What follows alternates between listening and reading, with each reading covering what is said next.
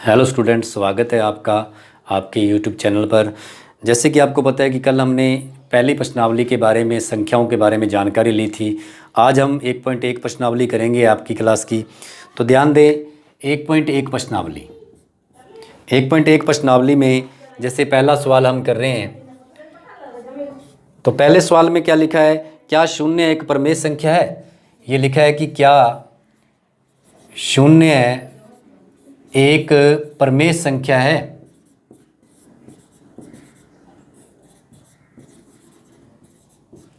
क्या शून्य एक प्रमेय संख्या है? ये उन्होंने हमारे से पूछा है। क्या शून्य एक प्रमेय संख्या है?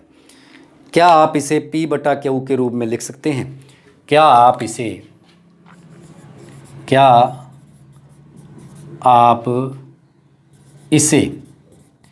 P बटा Q के रूप में लिख सकते हैं?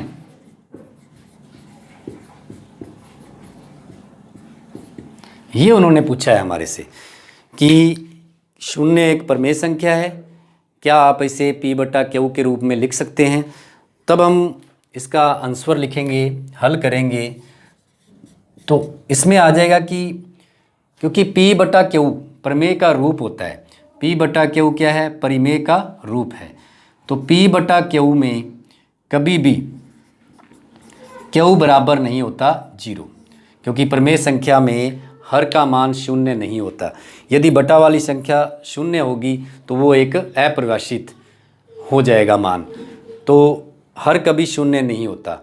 तो किसी भी संख्या के बटा में, जैसे कि हम पढ़ते हैं, किसी भी संख्या के बटा में कोई मान नहीं है। जैसे 5 है, जैसे हम 5 लेते हैं तो 5 के बटा में कुछ नहीं है, तो मतलब ये क्या है? 5 के बटा में 1 है। तो किसी भी संख्या के बटा में कुछ नहीं है तो उसके बटा में क्या होता है? 1। किसी भी संख्या के इंटू में कुछ नहीं है तो उसके इंटू में क्या होता है? 1 होता है। तो इस प्रकार उन्होंने शून्य की बात की है, 0 की बात की है, तो हम कह सकते हैं कि हाँ, इसको प्रमेय के रूप में लिखा जा सकता है। हमारा आंसर है हाँ, लिखा जा सकता है। क्यों? क्योंकि आप देख लें, 0 के बटा में कुछ नहीं है तो क्या है? 1। 0 के बटा में कुछ नहीं है तो 1। 0 के बटा में अगर हम P को Q को हम एक पूर्णांक माने तो 0 के बटा में 2 भी हो सकता है, 0 के बटा में 3 भी हो सकता है। तो इस प्रकार से 0 के बटा में कुछ नहीं है तो 1 है। और जब किसी संख्या के बटा में हर जो है शून्य ना हो तो वह एक क्या होती है? परिमेय संख्या होती है। अगर हर का मान 0 नहीं है तो वह एक क्या है? परिमेय संख्या। अगर बटा में 0 आ गया तो वो अपरिभाषित हो जाएगा। तो इसलिए हम कह सकते हैं कि हाँ, शून्य एक क्या है? परिमेय संख्या है। शून्य एक परिमेय संख्या है, क्योंकि बटा में क्या आ गया? 0 आ गया। बटा में 0 नहीं, बटा में 1, 2 कुछ भी लगा सकते हैं हम। अगर बटा में 0 आता, Q का मान 0 होता, तो यह अपरिभाषित होता। तो कोई भी संख्या परिमेय संख्या होती है यदि उसके बटा में शून्य नहीं है। तो इसलिए यहाँ 0 एक परिमेय संख्या है, क्योंकि 0 के बटा में 0 नहीं है। 0 के बटा में हम 1 लिख सकते हैं, 2 लिख सकते हैं। तो इस प्रकार से यह एक परिमेय संख्या बनेगी, जिसे हम P बटा Q के रूप में लिख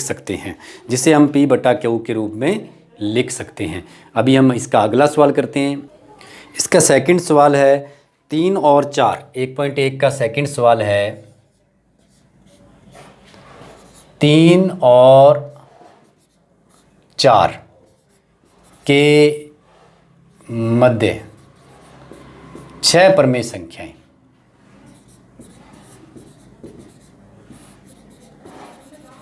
6 प्रमेय संख्या आपने लिखनी है। 3 और 4 के मध्य 6 प्रमेय संख्याएं आपने लिखनी है। तो आपको पता है कि 3 और 4 के मध्य 6 प्रमेय संख्याएं हमने लिखनी है। तो हम इसमें क्या करेंगे?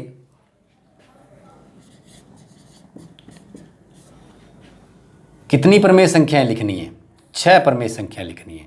तो 3 के बटा में कुछ नहीं तो क्या है? 1, क्योंकि ये परिमेय संख्या है, क्योंकि बटा में कुछ नहीं है तो 1 मतलब परिमेय संख्या होगी।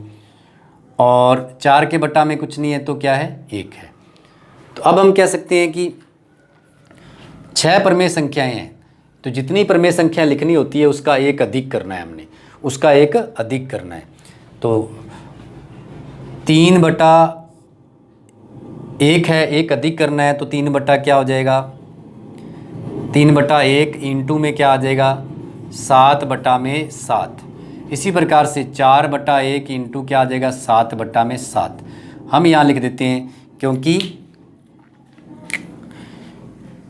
6 का 1 अधिक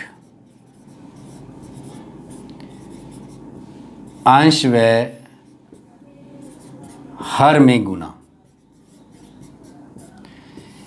जितनी संख्या निकालनी है उसके 1 अधिक का अंश और हर में क्या कर देंगे गुना कर देंगे। तो जैसे हम यहाँ इंटू करेंगे तो ये आ जाएगा हमारे पास 7 या 21/7 एकम 7, और ये आ जाएगा हमारे पास 7 चौका 28/7। अब इनके बीच में कितनी संख्या है देखते हैं हम। इसको साथ में लेते हैं तो 21/7। अब इसके बीच में क्या हो गया 22/7, 23/7, 24/7, 25/7, 26/7, 27/7 और लास्ट ये संख्या है 28/7। इन दोनों को पहली और आखिरी संख्या जो दी हुई है हमारे पास, इनको छोड़ दें तो बीच में कितनी संख्याएं प्रमेय संख्याएं बनती हैं। तो आप ध्यान दें कितनी प्रमेय संख्याएं हैं 6, और कितनी निकालनी है 6 प्रमेय संख्या निकालनी है।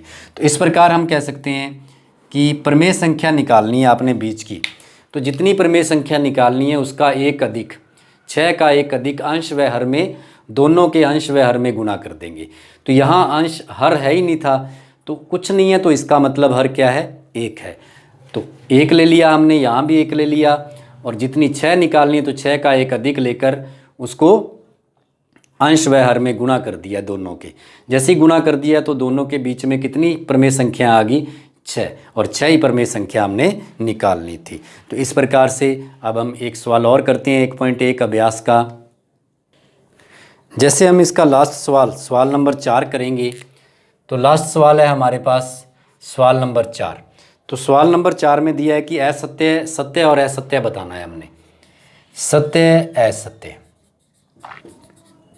और असत्य, सत्य और असत्य बताना है हमने। तो हमने सबसे पहले इसमें क्या करना है कि जैसे पहला सवाल है, पहला पॉइंट है, तो पहले पॉइंट में उन्होंने बोला है कि प्रत्येक प्राकृत संख्या एक पूर्ण संख्या होती है। प्रत्येक प्राकृत संख्या एक पूर्ण संख्या होती है।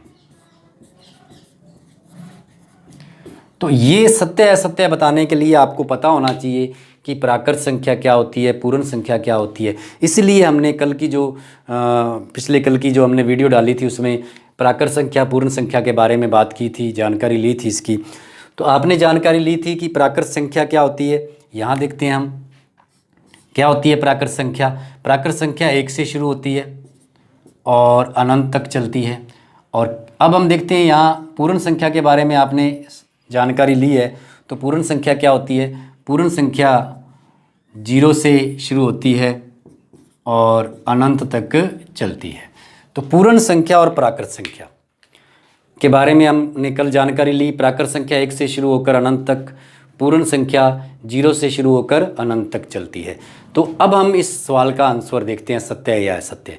प्रत्येक प्राकृत संख्या एक पूर्ण संख्या है, मतलब सारी की सारी प्राकृत संख्या किस में आ जाएंगी, पूर्ण में। क्यों आ जाएंगी, यहाँ देखें आप, प्राकृत संख्या 1 से शुरू होती है और पूर्ण संख्या 0 से।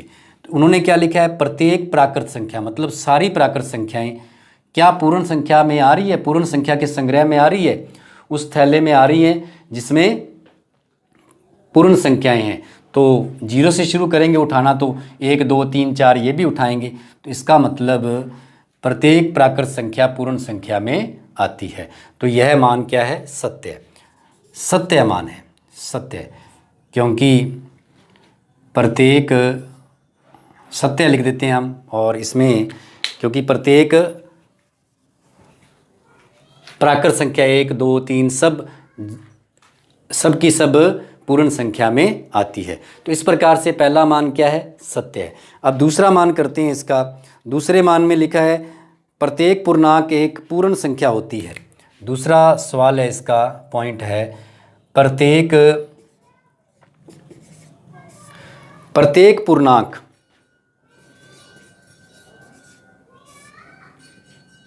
प्रत्येक पूर्णांक एक पूर्ण संख्या होती है। तो प्रत्येक पूर्णांक एक पूर्ण संख्या, सत्य असत्य का बताना है हमने। तो प्रत्येक पूर्णांक, अरे पूर्णांक में मतलब सभी संख्याएं आ जाएंगी। पूर्णांक वाले थैले में प्लस माइनस प्लस की सभी संख्याएं आती हैं। तो पूर्णांक में आ गया, जीरो के बाद की भी सभी आ जाएंगी और जीरो से पहले की भी सभी आ जाएंगी। तो इस प्रकार से पूर्णांक में तो ये सभी आती हैं, जीरो के बाद भी और जीरो से पहले भी, और जीरो भी आता है। और पूर्ण में क्या है, पूर्ण में सिर्फ जैसे ऊपर देखा हमने, जीरो से लेकर अनंत तक आती हैं। तो आप देखें कि क्या प्रत्येक पूर्णांक मतलब ये संख्याएं पूर्ण वाले थैले में डाल सकते हैं? नहीं, पूर्ण वाले थैले में नहीं डाल सकते, क्योंकि उसमें तो सिर्फ हम जीरो से लेकर संख्याएं रख सकते हैं। और पूर्णांक में तो माइनस में भी आती हैं। तो इसलिए यह मान क्या है, यह लाइन क्या है, असत्य। यह है असत्य। तो दूसरा पॉइंट क्या है, असत्य। अब तीसरे पॉइंट में उन्होंने पूछा है, तीसरे पॉइंट में बात की है कि क्या प्रत्येक प्रमेय संख्या एक पूर्ण संख्या है। उन्होंने बोला है कि क्या प्रत्येक परिमेय संख्या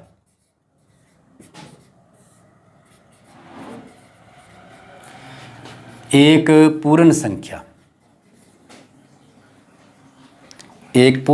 है।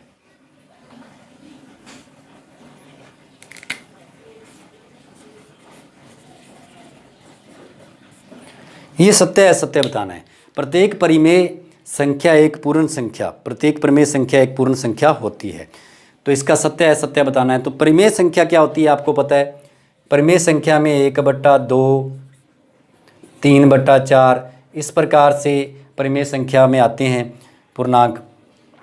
और पूर्ण संख्या में क्या आता है, 0, 1, 2, 3 इस प्रकार। तो आपको पता है कि क्या पूर्ण संख्या में 1/2, 3/4 लिख सकते हैं हम? तो नहीं लिख सकते। तो इस प्रकार से हम कह सकते हैं यह मान भी असत्य है।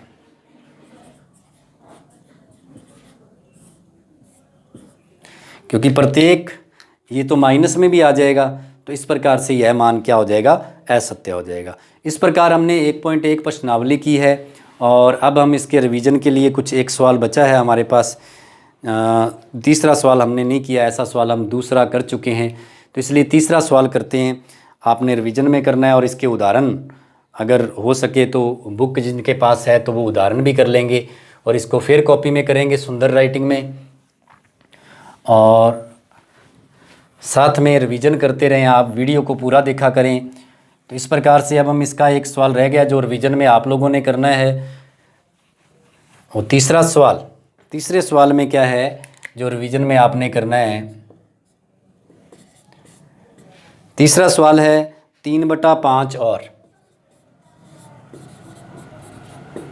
3/5 और 4/5 के मध्य के बीच में कितनी परिमेय संख्या लिखनी है? 5 परिमेय संख्या।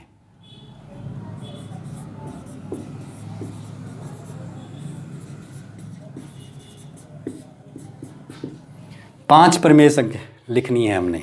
तो 3/4, 3/5 और 4/5 की, तो 5 परिमेय संख्या लिखनी है। तो 5 का 1 अधिक क्या हो जाएगा, 6 हो जाएगा। तो जैसे कि आपको दूसरा सवाल समझाया इसका, तो वो आप कर सकते हैं। तो आपको पता है कि 1.1 प्रश्नावली, हमने 1.1 प्रश्नावली कल इसका बेसिक किया था, जानकारी संख्याओं के बारे में ली थी। आपको पता होना चाहिए, वो भी आपने फिर कॉपी में करना है। प्राकृत संख्याएं, पूर्ण संख्याएं जैसे ही आपको समझाई हैं वो सारी की सारी करनी है। उसके बाद 1.1 अभ्यास आपको करवाया है, ये भी करना है आपने। फिर कॉपी में पूरा हो गया 1.1 अभ्यास। इसके अगर हो सके तो आप उदाहरण भी कर लेना। और इस प्रकार जो हर तरीके का सवाल करवाया जाता है। यदि कोई सवाल नहीं करवाया है आपको, उस तरीके का करवा रखा है, तो आप उसको हल करने का प्रयास करें। यदि नहीं आए तो आप मैसेज कर दिया करें, ताकि आपको अगली आने वाली वीडियो में वो सवाल समझा दिया जाए। धन्यवाद।